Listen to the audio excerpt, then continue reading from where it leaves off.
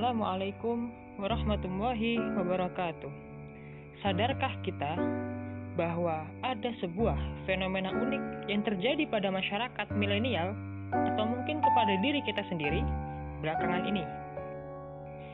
Fenomena di mana banyak orang tanpa latar pendidikan yang jelas berpendapat ngawur seenaknya sendiri. Entah itu persoalan politik, ekonomi, kesehatan, dan yang paling parah berpendapat ngawur masalah agama. Celakanya adalah banyak orang awam yang mempercayai mereka yang sok tahu ini ketimbang para pakar di bidangnya masing-masing. Hal ini diperparah oleh berkembangnya sosial media yang siapapun bisa berbicara, bisa mengupload status, bisa mengetweet, bisa menulis apa saja, dan dapat didengarkan oleh siapa saja. Fenomena ini disebut oleh seorang profesor dari Harvard University, Tom Nichols, sebagai the death of expertise, matinya kepakaran. Para pakar seakan kehilangan otoritasnya di mata masyarakat. Hal ini sangat berbahaya bagi keteraturan kehidupan masyarakat.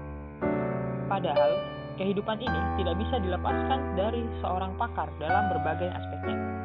Kita ambil analogi. Seorang pakar di bidang kesehatan gigi, kita menyebutnya dokter gigi.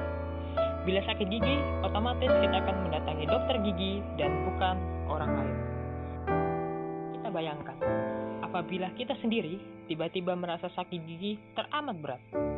Obat warung tidak mempan. Sakitnya sampai membuat kita tidak tidur. Lalu, kita tidak dapat menemukan seorang dokter gigi. Bagaimana tersiksanya diri kita? Satu-satunya yang dapat menyelesaikan masalah kita adalah dokter gigi, seorang pakar di bidangnya. Seperti itu pun pakar-pakar yang lain. Semua pakar di bidang yang lain sama pentingnya, seperti guru, pilot, teknisi, dan sebagainya. Terlebih pakar di bidang agama, yakni ulama. Lalu, dalam menghadapi fenomena ini, adakah kiranya tanggapan Al-Quran terkait hal ini? Secara tersirat, Al-Quran merespon fenomena ini. Al-Quran telah memerintahkan untuk menyerahkan sesuatu kepada pakarnya. Mari kita perhatikan potongan ayat Quran Surah An-Nahl ayat 43 berikut. Bismillahirrahmanirrahim. Fas'alu ahlaz dzikri in kuntum la ta'lamun. Yang artinya, maka bertanyalah kamu kepada ahli zikir, pakar suatu bidang, jika kamu tidak mengetahui. Ayat ini turun berkenaan dengan orang-orang musyrik yang tidak percaya bahwa Nabi berasal dari manusia biasa secara fisiknya.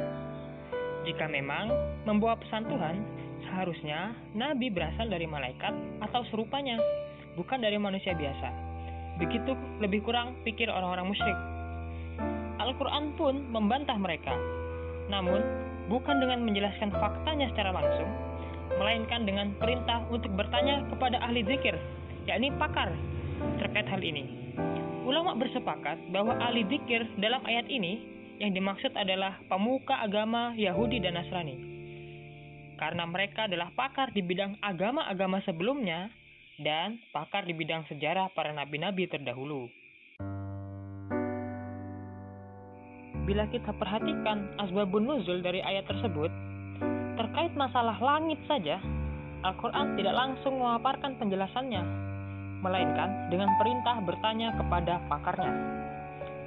Apalagi masalah bumi seperti sosial dan sains yang notabene dapat dijangkau dan dipelajari. Maka terkait masalah bumi ini bersandar kepada pakarnya lebih ditekankan. Lalu, pertanyaannya, siapakah yang dimaksud dengan ahlul zikri pada ayat di atas? Mari kita kaji secara semantik.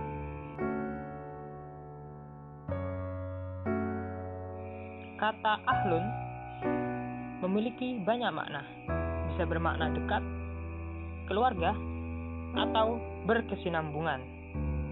Dari kata ini pula, lahir kata yang kita kenal dengan Ahlul Jannah, yang berarti anggota keluarga surga. Dan dari kata ini lahir juga kata Ahlu Maksiyah, yakni orang yang selalu melakukan kemaksiatan. Sedangkan kata az-zikr memiliki makna usaha menghadirkan kembali ingatan. Usaha untuk mengulang-ulang pelajarannya, baik untuk mencegahnya dari lupa atau usaha mempelajari kembali karena memang sudah lupa, maka usaha ini dinamakan dengan zikir. Jadi, kata zikir di sini bukan masalah seseorang pernah belajar atau tidak, namun lebih kepada masih memelihara pelajarannya atau tidak.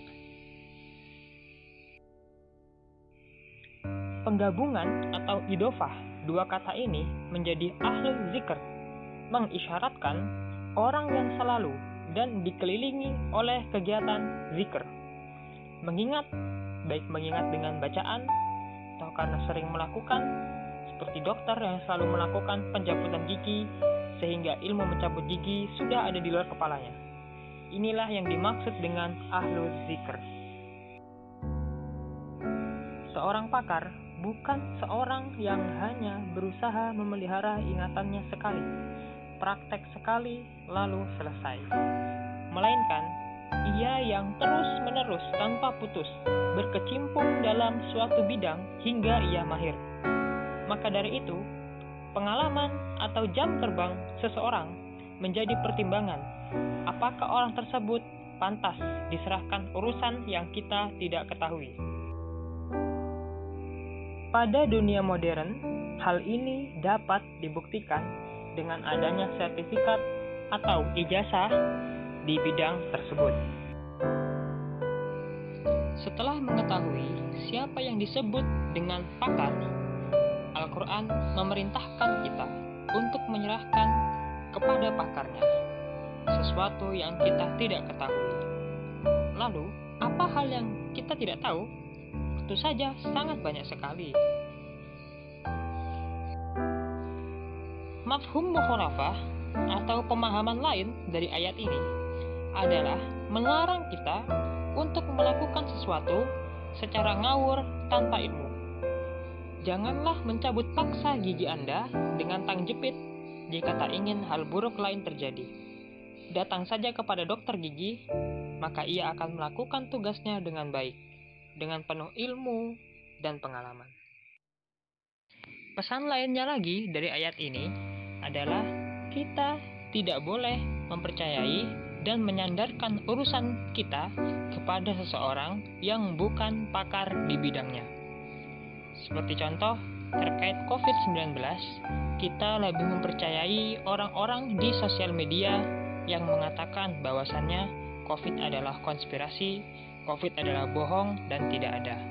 Sehingga kita mengabaikan saran dari pakar kesehatan untuk memakai masker dan menerapkan protokol kesehatan yang lain.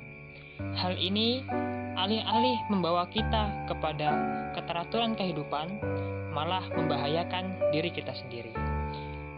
Apalagi terkait urusan agama. Ingat dengan pesan ayat di atas, serahkanlah urusan kita kepada pakarnya. Dan ingat, yakni yang benar-benar pakar, bukan kepada orang yang tidak jelas riwayat pendidikannya, lalu mengaku seorang pakar. Serahkanlah urusan kesehatan kepada dokter yang terus-menerus berkecimpung dalam bidang kesehatan. Urusan mesin kepada seorang teknisi yang telah banyak pengalaman membongkar berbagai mesin. Dan urusan penerbangan kepada pilot yang telah menerbangkan pesawat ke berbagai bandara dengan selamat. Hal yang lebih penting, serahkan urusan akhirat, urusan agama kepada ulama. Tentu saja kepada ulama yang benar-benar ulama, sanad ilmunya jelas, akhlaknya pun baik. Apabila perintah Al-Quran tentang bersandar hanya kepada pakarnya kita tegakkan, maka insya Allah keteraturan dalam kehidupan duniawi maupun keselamatan ukhrawi dapat digapai. Wallahu a'lam bishawab. Wassalamualaikum warahmatullahi wabarakatuh.